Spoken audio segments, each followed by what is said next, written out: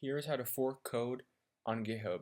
So this requires you to have a GitHub account, so you can do that easily by signing up or creating a new one, following the request for it.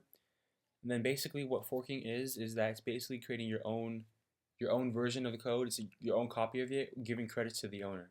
So you can edit it or change it, and it will still give credit to the owner.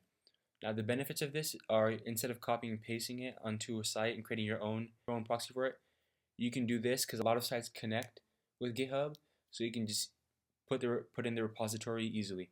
So what you're going to want to do is go to code or whatever you have. So I'm going to search up this one,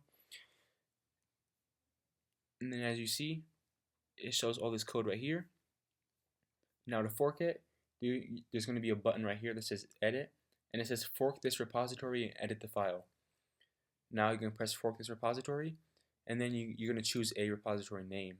Now this one is already going to my proxy name, so I already have that labeled. And then now you're able to edit any code you want.